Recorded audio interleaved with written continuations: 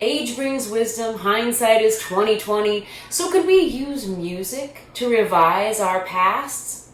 Let's find out by exploring Franz Liszt's Oh Quand, Dors.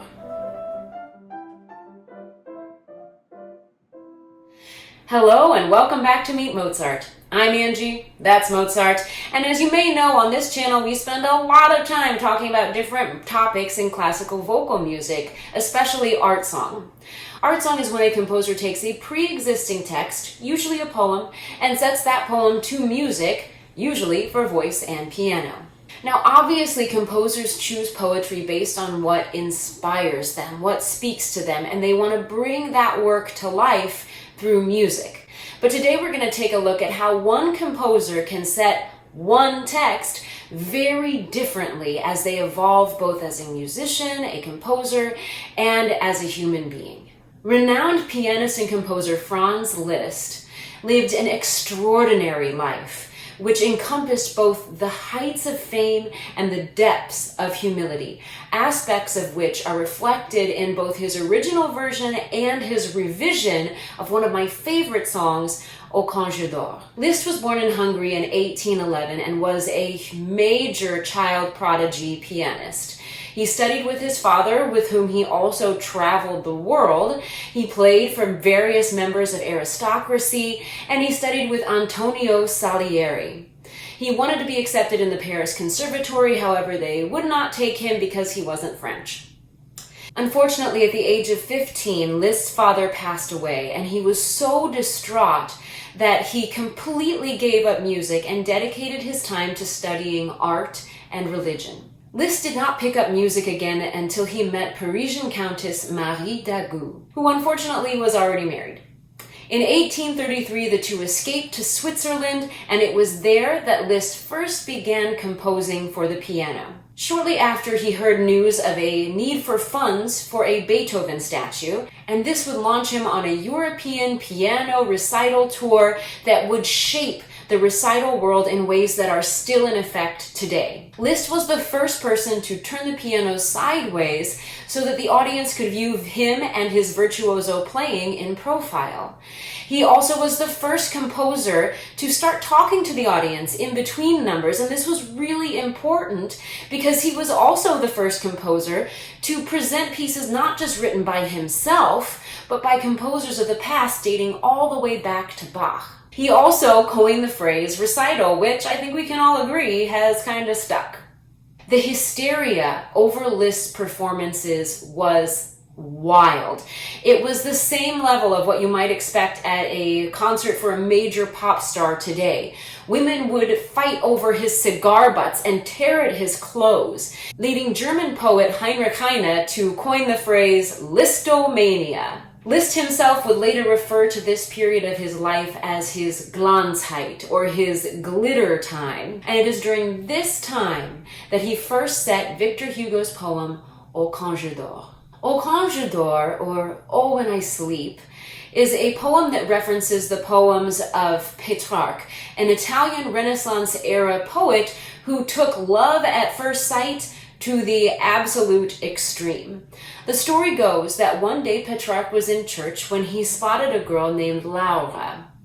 Petrarch fell so deeply in love that for the rest of his life he was pining after her and spent much of his poetic material digging through the complex nuances of those feelings, which were particularly burdensome to him because Laura was married. And that actually meant that the two of them had very little actual contact. Hugo's poem uses Petrarch's contactless romance as a metaphor for two lovers who are separated and can only be together in their dreams. Come to me in my sleep, like Petrarch came to Laura. That's how the poem begins, and it only gets more sensual from there. As a music superstar traveling the world and being separated from his lover Marie d'Agoult, it's no wonder that Liszt was drawn to this poem. And the way that he sets it in that original version really captures a lot of what he must have been feeling at the time. Although it's really beautiful and passionate, there's really a lot of tumultuousness about it. The piano part is very busy. It has very thick chords. The harmonies move very quickly and sometimes rather unexpectedly. And he uses a really wide range of articulation, going from staccato to legato, all in the same piece, and switching with each verse as though he's really just trying to capture all of the things that that speaker and potentially Liszt himself is feeling in that passion. To help us share this original version, please welcome back to the channel pianist and inventor Lucas Wong, and enjoy this first version of Liszt's Oh Quand, Dors.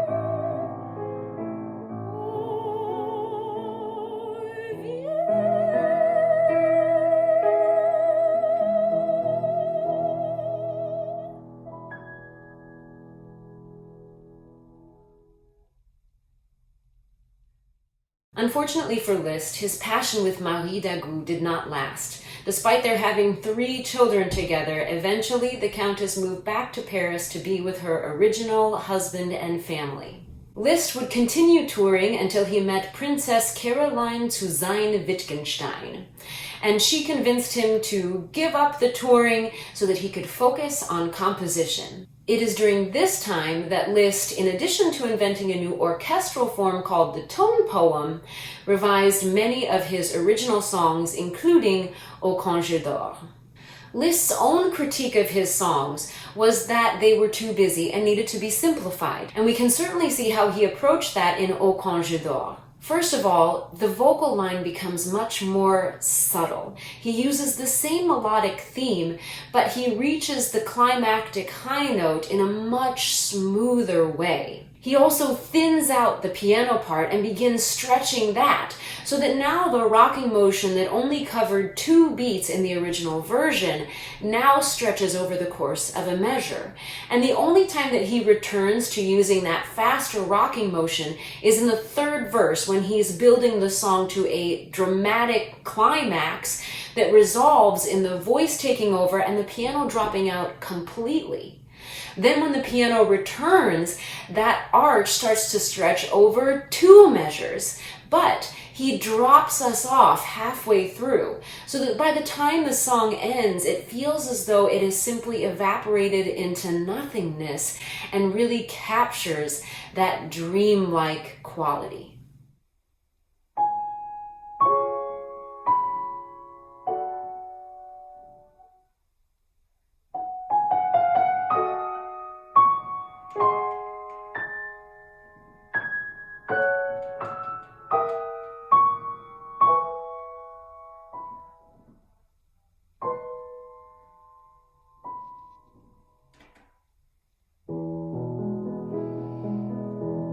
Oh, quand je